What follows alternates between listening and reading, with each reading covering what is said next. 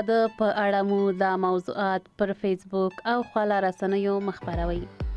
ټولنیزې رسنۍ اکثره فیسبوک او انسټاګرام په خاص ډول هغه رسنۍ دي چې د خپل شخصي ژوند ډېرې څنډې پکې منعکسوو. که څوک کنسرت او چکر ته ځي هم یې دلته خپروي. که ډوډۍ خوري یا چا سره ویني او یا بل فعالیت، بنډار، خوښۍ، خفګان او داسې نور. د دې ترڅنګ ډېر خلک د خپل ګډ ژوند د پیلیانې واده په اړه هم لیکل او تصویرونه خپروي. دلته د واده په اړه ځینې مشورې درکوو چې په ټولنیزو رسنیو کې ځینې موضوعات باید خپاره نه کړئ. د واده لګښتونه. د واده په لګښتونو ټول پوهیږو چې هر چېرته او په خاص ډول په افغانستان کې ډېر ملا ماتونکي دي چې داسې د ضرور به نه وي چې تاسې نادیدګۍ وکړئ او په ټولنیزو رسنیو کې په یو نه یو ډول د واده د لګښتونو له زیاتوالي او ننګولو شکایت وکړئ. که داسې مو وکړل یوازې ځان به خلکو ته کم راولئ. په دې هیڅ ښه نه ښکارئ چې ووایي هغومره یا دومره لګښتونه مو وکړل. دا کار مو خلکو ته کوم ویاړ نه ګڼل کیږي ځکه ستاسې خپل شخصي ژوند دی. هر څنګه او په هر څومره لګښت یې چې جوړوئ او سمبالوئ خپل ژوند مو دی. د لیست نهایي کېدو نه مخکې خلک مه غواړئ.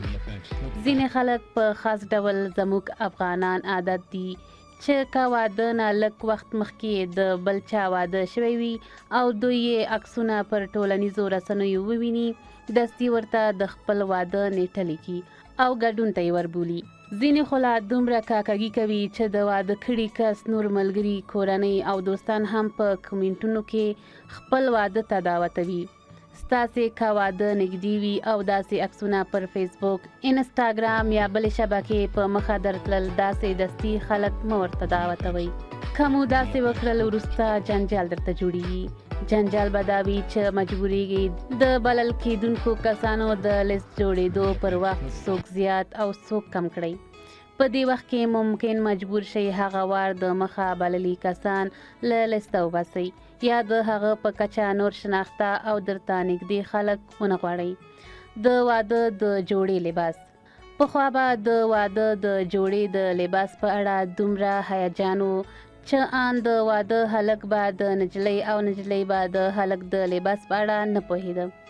دغه حالت دوی میلمنو او خپلوانو ټولو ته له تلوسې ډک و. هر چا به تلوسه لرله چې وویني د واده هلک او واده نجلۍ څنګه لباسونه اغوندي.